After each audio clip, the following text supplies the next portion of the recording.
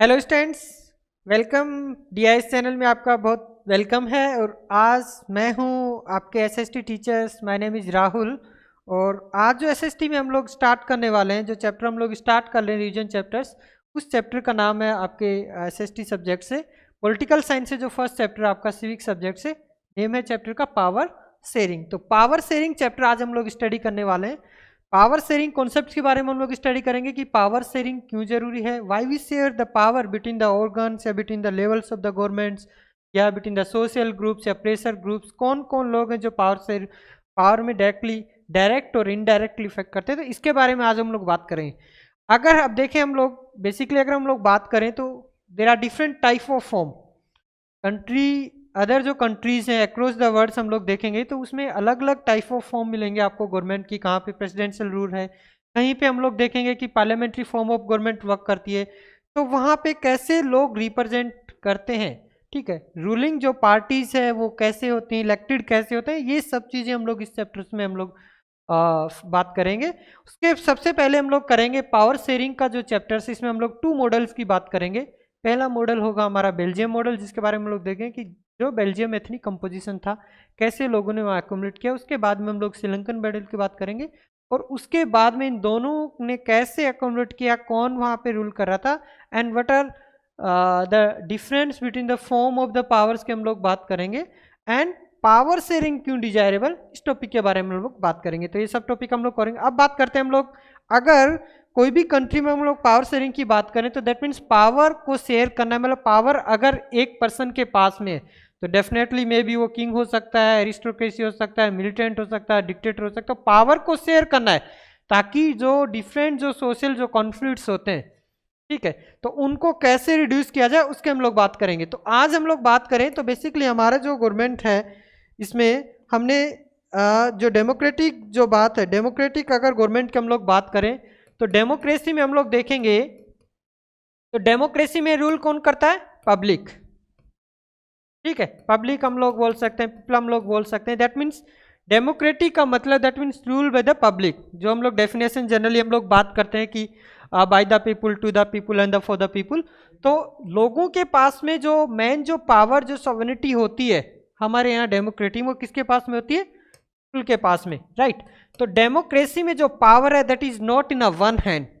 That means power को हम लोग क्या करते हैं, डिस्ट्रीब्यूट करते हैं। अब डिस्ट्रीब्यूट पावर को हम लोग करेंगे, there are different type of organ. में ऑर्गन की हम लोग बात करें दैट मीन्स एक ऑर्गन के पास पावर नहीं, democracy all power does not rest with the one organ of the government. हमारे ऑर्गन्स 3 ऑर्गन्स हैं, there are 3 organ of governments. 3 organs की हम लोग बात करें तो पहला है लेजिस्लेचर, सेकेंड हम लोग बात करेंगे executive, and the third one is क्या, judiciary. Both organ work each other, इनमें बैलेंस होना काफी जरूरी है। तो पावर मतलब हमने एक को नहीं दिया है, लेजिस्लेचर की अलग रेस्पॉन्सिबिलिटीज हैं जिनमें हमारे एमपीज एमएलए जो पार्लियामेंट में और स्टेट असेंबलीज के लिए रेस्पॉन्सिबल हैं। उसके बाद में एग्जीक्यूटिव हैं, they are implement that particular law जो बनाया जाएगा, एंड जुडिशरी ये इम्प्लीमेंट, ये इंटरप्ट करता है इन दोनों के लिए जो भी लॉ बनाए जाएंगे या फिर जो फंक्शनिंग होगी एग्जीक्यूटिव उनके बारे में। तो दैट मीन्स पावर को हमें कैसे इनमें शेयर करना है, दैट इज द, अगर best intelligent power of sharing की बात करें तो power share between the organ of the governments, ठीक है, उसके बारे में हम लोग बात करेंगे। फिर हम लोग इन दोनों के जो आइडिया है पावर शेयरिंग की, बेल्जियम एंड श्रीलंका, उनकी स्टोरीज के बात करेंगे कि बेल्जियम में क्या कंपोजिशन था, एथनिक कंपोजिशन, वहाँ पे कौन कौन से सोशल ग्रुप थे, लिंग्विस्टिक क्या प्रॉब्लम थी, कैसे उन्हें अपने अपने आप को अकोमोडेट किया, राइट, ठीक है। तो अब हम लोग बात करते हैं हमारे जो चैप्टर्स हैं। फर्स्ट पावर शेयरिंग में हम लोग देखते हैं the Belgium and the Sri Lanka, क्योंकि 2 कंट्रीज के हम लोग स्टडी करने वाले हैं इस चैप्टर में, बेल्जियम के एंड श्रीलंका। बेल्जियम की अगर हम लोग बात करें तो बेल्जियम क्या है, बेल्जियम वेरी स्मॉल कंट्री है। इसको हम लोग हरियाणा से अगर हम लोग कंपेयर करें, क्योंकि हरियाणा भी अगर हम लोग देखें हमारा जो स्टेट्स है, देर आर 28 स्टेट्स, 29 स्टेट्स थे, अभी 28 स्टेट्स हैं हमारे, 9 यूनियन टेरिटरी हैं। तो जो स्टेट्स का अगर हम लोग टोटल पॉपुलेशन या फिर एरिया देखें तो उतना ही एरिया कितना है हमारे यहाँ पे बेल्जियम का। अब बेल्जियम जो है यहाँ पे डिफरेंट एथनिक कंपोजिशन है। अब एथनिक कंपोजिशन एक स्मॉल ग्रुप ऑफ सोसाइटीज होती है जो अपने कल्चर्स को शेयर करता है, इनकी लैंग्वेज कल्चर सब सेम होते हैं। तो इनके जो एथनिक कंपोजिशंस है इसकी हम लोग जो बात करेंगे, एथनिक कंपोजिशन यहाँ पे 3 कास्ट है। वन कास्ट क्या है? फ्रेंच है, second is a Dutch and the third one is a कुछ लोग हैं जो जर्मन हैं। तो इन जो तीनों का जो है फॉर एग्जाम्पल लाइक 59% यहाँ पे जो बेल्जियम में जो लोग हैं, जो यहाँ पे लिंग्विस्टिक डिवीजन है, जो यहाँ पे जो एथनिक कंपोजिशंस है, 59% लोग किससे हैं यहाँ पे? इन अ फ्लेमिश रीजन में वो रखते हैं and they speak a Dutch language. Means Dutch communities के जो लोग हैं वो 59% से वहाँ पे बेल्जियम में। ऐसे अगर हम लोग फ्रेंच कम्युनिटीज की बात करें, वहाँ पे 40% लोग हैं जो कहाँ से? फ्रेंच कम्युनिटी से बिलोंग करते हैं। एंड जो रेस्ट जो लोग हैं जिनको हम लोग 1% से हम लोग बात कर सकते हैं, ये कौन लोग हैं? जर्मन लोग हैं, राइट। ठीक है, तो एथनिक कंपोजिशन देखो डिफरेंट होगा। यहाँ पे 3 कास्ट हैं, फ्रेंच लोग हैं स्पीकिंग, जो फ्रेंच स्पीकिंग लोग हैं, डच स्पीकिंग लोग हैं और जर्मन स्पीकिंग। उसके अलावा अगर हम लोग इसके जो कैपिटल है उसमें अगर हम लोग बात करेंगे, इसकी कैपिटल है ब्रुसेल, जिसके बारे में हम लोग बात करेंगे। ब्रुसेल जो कैपिटल है इसकी, अब वहां पे अगर हम लोग देखेंगे तो वहां पे बिल्कुल इसकी अपोजिट है सिचुएशन। सिचुएशन कैसे अपोजिट है? जहां पे हम लोग पूरे अक्रॉस अगर बेल्जियम की बात करते हैं तो वहां पे जो मेजॉरिटी कम्युनिटीज कौन सी है? डच। बट अगर हम लोग इसकी कैपिटल की बात करेंगे तो वहां पे 80% पीपुल स्पीक फ्रेंच। तो यहाँ पे लोग क्या है? मेजोरिटी में कौन आ गए? फ्रेंच आ गए, फ्रेंच पर्सन। एंड 20% लोग जो कौन है? Dutch speaking. दैट मीन्स वहां पे काफी ज्यादा कॉम्प्लेक्स है, ये डिवीजन काफी कॉम्प्लेक्स है, क्योंकि हम लोग बात ओवरऑल करेंगे तब तो वहां पे डिफरेंट है। फ्रेंच लोग हैं, डच लोग हैं वहां पे एंड द जर्मन लोग हैं। बट अगर हम लोग बात करेंगे कैपिटल की बात करेंगे, जैसे हम लोग इंडिया की बात करेंगे, इंडिया में इतने लोग हैं, different type of diverse country हमारे यहाँ पे, लिंग्विस्टिक प्रॉब्लम्स है, अलग अलग स्टेट्स में अलग अलग लैंग्वेज है, अलग अलग कल्चर है। ऐसे अगर हम लोग यहाँ पे बेल्जियम का एग्जांपल लें, ठीक है, तो बेल्जियम में भी सेम कॉम्प्लेक्स है, डिफरेंट कॉम्प्लेक्स है यहाँ पे। बट अब हम लोग बात क्या करें कि वहाँ पे डच लोग मेजोरिटी में हैं, बट जो कुछ लोग जो माइनॉरिटी में हैं वो लोग वहाँ पे बहुत ज़्यादा रिलेटिवली रिच हैं या फिर पावरफुल हैं। दैट मीन्स वो लोग वहाँ पे रूल करते हैं या उनके पास में पावर ज़्यादा है, या फिर वो लोग जो वहाँ पे जो डेवलपमेंट का प्रोसेस है या फिर अदर जो वर्क हैं उनमें उनका पार्टिसिपेशन ज़्यादा है। तो डच माइनॉरिटी कम्युनिटी कौन सी है? फ्रेंच है। तो फ्रेंच लोग क्या है? दे आर रिलेटिवली रिच हैं, पावरफुल हैं, ठीक है वो माइनॉरिटी में but they are very rich. अब इसको अगर हम लोग देखते हैं तो अब जो अदर जो लोग हैं, डच के जो लोग हैं, जितने भी डेवलपमेंट के प्रोग्राम्स, वेलफेयर के प्रोग्राम्स होते हैं या फिर एजुकेशन की हम लोग बात करें, तो इनको जो रिप्रेजेंटेशन मिलना चाहिए, इनको जो अपॉर्चुनिटी मिलनी चाहिए डच लोगों को, वो काफ़ी ज़्यादा लेटर मिलती है, मतलब बाद में मिलती है। तो पहले किनको मिलती है? फ्रेंच लोगों को। और यही प्रॉब्लम्स क्या है, अगर कोई इक्वलिटी नहीं है, अपॉर्चुनिटी, इक्वल अपॉर्चुनिटी नहीं है किसी भी सोशल ग्रुप में या कम्युनिटी में, तो definitely there is a conflict between the social group. और उसी कॉन्फ्लिक्ट को हमें क्या करना है? रिड्यूस करना है। तो कैसे किया इन्होंने? तो यही टेंशन है किसमें? डच स्पीकिंग लोगों में और फ्रेंच। और इसी टेंशन को हम लोग क्या करेंगे? इसी टेंशन की वजह से इन दोनों कम्युनिटीज में आपस में क्या होता है? डिस्प्यूट्स होता है और ये लोग एक नए कॉन्स्टिट्यूशन। तो पहले हम लोग बात करेंगे कि जो बेल्जियम जो है, बेल्जियम के बारे में, बेल्जियम ने कैसे अकोमोडेट किया, ठीक है। उसके बाद में हम लोग श्रीलंका के बारे में बात करेंगे। तो ये है कम्युनिटी एंड रिलीजन बेल्जियम के। हम लोग देखें तो ये जो कैपिटल है, कैपिटल ये है, यहाँ पे सिर्फ ओनली 20% लोग डच हैं, बाकी 18% जो लोग हैं वो क्या हैं? फ्रेंच स्पीकिंग लोग हैं, दे रिलेटिव रिच है। बाकी जो टोटल ओवरऑल जो है ये लोग हैं जो जर्मन स्पीकिंग जो 1% में इनके रीजन है। नेक्स्ट अब हम लोग बात करते हैं हाउ बेल्जियम ने कैसे अपने आप को अकोमोडेट किया, अकोमोडेशन इन बेल्जियम, राइट, ठीक है। अकोमोडेशन बेल्जियम, बेल्जियम में हमने देखा है कि देयर आर कॉम्प्लेक्स टेंशन है वहां पे दोनों कम्युनिटीज में, किसमें? फ्रेंच स्पीकिंग में और जो डच स्पीकिंग लोग हैं उनमें। अब उन्होंने क्या किया, जो बेल्जियम के जो लीडर्स थे उन्होंने दे टुक अ डिफरेंट पाथ कि कैसे हम लोग इसको अकोमोडेट करें, जो आपस में जो प्रॉब्लम्स हो रही है, जो टेंशन हो रही है दोनों कम्युनिटीज में, उनको कैसे कम किया जाए, उनको कैसे रिड्यूस किया जाए, वो जो कॉन्फ्लिक्ट जो डिस्प्यूट्स चल रहा है उसको कैसे रिजोल्व किया जाए। तो उन्होंने क्या किया, उन्होंने कॉन्स्टिट्यूशंस बनाए बिटवीन 1970 से। उन्होंने अब ये जो कॉन्स्टिट्यूशंस उन्होंने बनाए, जो फ्रेम किया उन्होंने कॉन्स्टिट्यूशन, उसमें काफ़ी ज़्यादा प्रोविजन उनको चेंजेस करने पड़े। और वो जो कॉन्स्टिट्यूशन उन्होंने बनाया था उसमें उन्होंने 4 बार 4 टाइम उन्होंने वहां पे अमेंडमेंट किया, उसको चेंजेस किया, और बाद में जो लास्ट जो फाइनल जो कॉन्स्टिट्यूशन बना है उसमें जो उसमें अरेंजमेंट किए गए, तो उसमें दोनों कम्युनिटीज को एक इक्वल अपॉर्चुनिटी दी गई। वो इक्वल अपॉर्चुनिटी कैसी मिली, कैसे उन दोनों कम्युनिटीज में डिस्प्यूट्स हुआ, तो वो जो प्रोविजंस किए गए थे, देयर आर 3 प्रोविजंस, 3 जो प्रोविजंस किए गए थे कॉन्स्टिट्यूशन में जो बेल्जियम के, उसके बारे में हम लोग, तो पहला प्रोविजन उन्होंने क्या किया, कॉन्स्टिट्यूशन उन्होंने बनाया कि जो सेंट्रल गवर्नमेंट है, जो सेंट्रल लेवल पे जो गवर्नमेंट काम करेगी, दैट मीन्स उसमें Dutch speaking and the French speaking people have a equal representation. दोनों कम्युनिटीज में क्या रहेगा, इक्वल रिप्रेजेंटेशन रहेगा। मान लो कि वहां पे 50 लोग हैं, 50 टोटल हैं, तो 50 में से 25 जो लोग हैं वो क्या रहेंगे, डच स्पीकिंग से बिलोंग करेंगे, और 25 जो हैं वो किसे, फ्रेंच। तो that means all communities have a equal representation in a parliamentary form, या फिर जो उनकी गवर्नमेंट बनेगी सेंट्रल गवर्नमेंट में, उसमें अब जो भी वहाँ पे गवर्नमेंट के द्वारा जो भी लॉ बनाए जाएंगे, जो भी स्पेशल लॉ रिक्वायर रहेंगे या जो, तो वहाँ पे majority of member from each linguistic group, तो दोनों ग्रुप से, दोनों कम्युनिटीज से लोग उस पर वोटिंग करेंगे या फिर उस पर डिस्कस करेंगे, बाद में वो जो लॉ बनेगा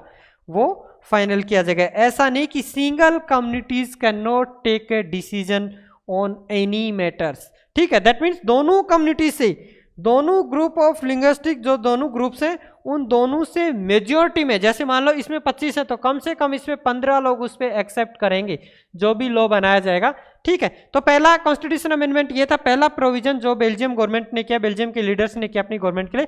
दूसरा क्या किया उन्होंने, सेंट्रल गवर्नमेंट के द्वारा वहां पे एक नई जो सेकंड जो स्टेट गवर्नमेंट उन्होंने बनाई, स्टेट गवर्नमेंट में उन्होंने कंप्लीटली की states are not working under control on central government by the central government. तो सेंट्रल गवर्नमेंट के सबऑर्डिनेट, उनको सॉवरेनिटी जो दी गई, जो पावर दी गई, वो स्टेट गवर्नमेंट को भी सेम पावर दी गई। दैट मीन्स वो सबऑर्डिनेट काम करेगा किसके, सेंट्रल गवर्नमेंट के अंडर में काम नहीं करेगा, उसको भी अलग से उन्होंने क्या दी, पावर दी गई। अब नेक्स्ट जो थर्ड जो प्रोविजन किया गया है किसमें, बेल्जियम के लीडर्स ने, कि वहां पे हमने लास्ट टाइम देखा है कि ब्रुसेल वहां पे डिफरेंट है, जो कॉम्प्लेक्स डिवीजन जो अक्रॉस द कंट्रीज है, बट अगर हम लोग बात करें इसकी कैपिटल की, तो कैपिटल में बिल्कुल डिफरेंट है। ब्रुसेल में जो 80-20 का जो कॉम्प्लेक्स था इन दोनों का, अब उन्होंने क्या किया, जैसे उन्होंने सेंट्रल गवर्नमेंट में इक्वल रिप्रेजेंटेशन किया both Dutch speaking and the French speaking people, वैसे ही उन्होंने both the communities have a equal representation at the Brussels. वहाँ पे जो कैपिटल है वहाँ पे भी उन दोनों कम्युनिटीज को इक्वल क्यों किया, बिकॉज फ्रेंच ने क्यों किया, क्योंकि ब्रुसेल की हम लोग बात करें तो यहाँ पे कौन लोग मेजोरिटी में, फ्रेंच लोग, वो 80% है। उन्होंने क्यों की एक्सेप्ट किया, बिकॉज अक्रॉस द कंट्री जो सेंट्रल गवर्नमेंट जो बनी है वहाँ पे डच स्पीकिंग पीपल ने भी एक्सेप्ट किया कि हम लोग इक्वल रिप्रेजेंटेशन देंगे फ्रेंच में, इसीलिए French speaking people accept equal representation in Brussels, because उस कम्युनिटीज ने भी वहाँ पे सेंट्रल गवर्नमेंट में इनको इक्वल रिप्रेजेंटेशन दी। तो ऐसे देखो कैसे गवर्नमेंट जो है अकोमोडेशन किया उन्होंने बेल्जियम में। अगर हम लोग इसके बाद में एक थर्ड टाइप ऑफ गवर्नमेंट और बेल्जियम ने बनाई, कि इन दोनों पे नहीं, अपार्ट फ्रॉम द सेंट्रल और स्टेट्स गवर्नमेंट जो बनाई, उसके अलावा इन्होंने क्या किया, next the third kinds of government जो बनाएगी उसको बोला गया community government, that is called as a community government. ये क्वेश्चन बहुत बार पूछा जाता है कि जो बेल्जियम में जो थर्ड टाइप ऑफ जो गवर्नमेंट जो बनाई गई थी, फॉर्म की गई थी, उस गवर्नमेंट्स को क्या बोला गया, कम्युनिटी गवर्नमेंट। अब कम्युनिटी गवर्नमेंट्स में जो पर्सन सिलेक्टेड किए जाएंगे, जो मेंबर सिलेक्टेड किए जाएंगे, वो किससे रहेंगे, कोई फर्क नहीं कि वो कौन सी डच कम्युनिटी से हैं या फ्रेंच स्पीकिंग लोग हैं या फिर वो अदर जर्मन स्पीकिंग लोग हैं। इस गवर्नमेंट्स में जो काम बेसिकली फोकस किया जाएगा वो बेसिकली किया जाएगा 3 सेक्टर्स पे, culture related, education related and the language related जो भी इश्यूज होंगे उन पे कम्युनिटी गवर्नमेंट फोकस करेगी। कम्युनिटी गवर्नमेंट्स के जो मेंबर्स हैं उन पे वो लोग काम करेंगे। तो इनको अलग से रेस्पॉन्सिबिलिटी, बहुत इंपॉर्टेंट क्वेश्चन है कि बेल्जियम ने जो थर्ड टाइप ऑफ गवर्नमेंट जो फॉर्म की थी उसको क्या कहते हैं, कम्युनिटी गवर्नमेंट, ठीक है। जैसे हमारे यहाँ पे हम लोग देखते हैं कि we have a central government, we have a state government and जो थर्ड टाइप ऑफ गवर्नमेंट है लोकल जो गवर्नमेंट है, वैसे ही उन्होंने क्या किया, जो लेवल ऑफ गवर्नमेंट्स है थर्ड काइंड्स ऑफ गवर्नमेंट या कम्युनिटी गवर्नमेंट्स उन्होंने फॉर्म की, अलग से उनको वक्त दिया गया। अब एक और क्वेश्चन है यहाँ पे कि जो यूरोपियन का जो हेडक्वार्टर है Brussels will also as a headquarter of European Union? बहुत सिंपल क्वेश्चन है, ठीक है, एंड एग्जाम्स में बहुत बार पूछा जाता है कि यूरोपियन यूनियन की जो हेडक्वार्टर है वो कहाँ पे लोकेटेड है, तो आपका आंसर होना चाहिए ब्रुसेल्स, राइट? ठीक है, तो आज हमने पढ़ा है, पहला हमने स्टोरी पढ़ी है बेल्जियम की। बेल्जियम में क्या कॉम्प्लेक्स डिवीजन था, एथनिक कंपोजिशन था, कितने वहाँ पे जो डाइवर्स जो चीज़ें थी, लिंग्विस्टिक जो प्रॉब्लम्स थी, कैसे उन्होंने अपने आप को अकोमोडेट किया, कैसे उन्होंने गवर्नमेंट फॉर्म की, राइट? ठीक है, नेक्स्ट हम लोग स्टोरी पढ़ेंगे हम लोग अब श्रीलंकन गवर्नमेंट की। श्रीलंकन गवर्नमेंट की अगर हम लोग बात करें तो यहाँ पे हमारे क्या है, श्रीलंका में बिल्कुल डिफरेंट है। जो कॉम्प्लेक्स डिवीजन जो बेल्जियम में था, यहाँ पे बिल्कुल क्या है, डिफरेंट है। क्या है? श्रीलंका इंडिपेंडेंट हुआ 1948 में, ये ध्यान रखना। श्रीलंका जो इमर्ज हुआ, इंडिपेंडेंट हुआ कंट्री 1948 में। अब वहाँ के जो लीडर्स थे, वहाँ पे डिफरेंट टाइप ऑफ कॉम्प्लेक्स है। डिफरेंट टाइप ऑफ कॉम्प्लेक्स क्या है? जो बेल्जियम में वहाँ पे डच, फ्रेंच एंड जो जर्मन स्पीकिंग लोग थे, यहाँ पे जो मेजोरिटी में जो लोग हैं वो कौन है? सिन्हाला। जो सिन्हाला जो लीडर, सिन्हाला जो कम्युनिटीज है, अक्रॉस 76-78% जो हैं वो लोग कौन है? सिन्हाला के लोग हैं, ठीक है। तो सिन्हाला के जो लोग हैं, दैट मीन्स ये मेजोरिटी में कहाँ पे? श्रीलंका में। बट वहाँ पे जैसे बेल्जियम हम लोग we have a comparative study with the Belgium and the Sri Lanka, दोनों में हम लोग कंपेरेटिव करेंगे ताकि डिफरेंस हमें क्लियर हो जाए कॉन्सेप्ट। अब जो सिन्हाला के जो मेंबर्स हैं, ठीक है, इन्होंने क्या किया कि अपना मेजोरिटी को एस्टेब्लिश करने के लिए कि कैसे हम मेजोरिटी में तो डेफिनेटली रूलिंग पार्टी कौन बनेगा? हम ही लोग बनेंगे। तो उन्होंने क्या किया? उन्होंने एक ऐसी सीरीज ऑफ अडॉप्ट की, जैसे हमारे इंडिया ने हमने डेमोक्रेटिक की, democratic in the sense like जो भी हमारे यहाँ पे जो रूलिंग पार्टी होगी वो क्या होगी? इलेक्टेड होगी, ठीक है। उसमें डिफरेंट पार्ट है हमारे यहाँ पे, ठीक है, कि रिप्रेजेंटेटिव का चांस सब लोगों को मिलेगा, इलेक्टेड लोग आएंगे, वो लोग गवर्नमेंट फॉर्म करेंगे। बट यहाँ पे डिफरेंट है, यहाँ पे क्या है कि उन्होंने अडॉप्ट अ सीरीज ऑफ मेजिटेरियनिज्म जो सीरीज है, that means a majority community rule in a country. और क्या करेंगी वो? डिसरिगार्ड करेंगी किसको? माइनॉरिटी कम्युनिटी में। तो यहाँ पे माइनॉरिटी में कौन है? दो लोग हैं, Sinhala Tamils. Sinhala Tamil is also divided into two categories, एक इंडियन तमिल्स है, एक श्रीलंकन तमिल्स है, उसके बारे में हम लोग आगे बात करेंगे। तो इन्होंने सीरीज अडॉप्ट की, तो क्वेश्चन आता है कि which type of series are adopted by the Sri Lankan government. तो श्रीलंकन जो गवर्नमेंट्स है, जो सिन्हाला कम्युनिटीज है, उन्होंने मेजिटेरियनिज्म को एस्टैब्लिश किया। क्यों? ताकि उनकी सुप्रीमेसी बनी रहे, किनकी? सिन्हाला कम्युनिटी की। और इस सुप्रीमेसी को एस्टैब्लिश करने के लिए उन्होंने डिफरेंट टाइप ऑफ प्रोविजन किए। There are 3 different type of provisions. वो प्रोविजन उन्होंने किया। फर्स्ट में उन्होंने क्या किया? They pass act in 1956। तो 1956 में उन्होंने एक एक्ट पास किया, that means Sinhala is only the official language of Tamil. Tamil लोग वहाँ पे, श्रीलंकन तमिल है वहाँ पे, इंडियन तमिल है वहाँ पे, एंड सिन्हाला कम्युनिटीज में। तो सिन्हाला कम्युनिटीज ने पहली अपनी सुप्रीमेसी को एस्टेब्लिश करने के लिए कंट्री में उन्होंने सबसे पहले क्या किया कि सिन्हाला लैंग्वेज को एज ए ऑफिशियली लैंग्वेज बना दिया, राइट? ठीक है। अब जब ये ओनली ऑफिशियली लैंग्वेज क्या होगी? सिन्हाला। तमिल को उन्होंने कंप्लीटली क्या किया? इग्नोर किया। तो जब किसी कम्युनिटीज की पर्टिकुलर लैंग्वेज या फिर कहीं भी अगर कल्चर, ट्रेडिशंस या फिर लिंग्विस्टिक्स जो भी चीज़ों को इग्नोर किया जाता है, there is a conflict between the social group या सोशल जो लिंग्विस्टिक जो कम्युनिटीज हैं उनमें। और ऐसा ही क्या हुआ? तमिल ने भी क्या किया? अब ये उनको काफ़ी ज़्यादा इग्नोर किया गया। तो अब उसके अलावा नहीं किया इन्होंने, सिर्फ फर्स्ट प्रोविजन ही नहीं किया कि सिन्हाला एज ऑफिशियल लैंग्वेज, उन्होंने सेकंड क्या किया कि जितनी भी गवर्नमेंट की जो पॉलिसीज हैं एंड अदर जो यूनिवर्सिटी में जॉब हैं वो भी किसको मिलेंगे? सिर्फ सिन्हाला कम्युनिटीज के लोगों को। दैट मीन्स यूनिवर्सिटी पोजीशंस और जो गवर्नमेंट जॉब हैं उनमें भी अगर रिजर्व जो सीटेज रहेंगी या फिर जो मेजर जो लोग जो पार्टिसिपेट करेंगे या फिर अपॉइंटेड होंगे यहाँ पे जॉब के लिए, वो बेसिकली किस कम्युनिटी से होंगे? सिन्हाला कम्युनिटी से। तो 2 प्रोविजन हो गए। फर्स्ट उन्होंने 1956 में पास से एक्ट की Sinhala as official language. Second उन्होंने क्या किया कि यूनिवर्सिटी के जॉब और ये जो हैं गवर्नमेंट के जितने भी जॉब्स हैं उनमें सिन्हाला कम्युनिटीज को काफ़ी ज़्यादा फेवर मिलेगा।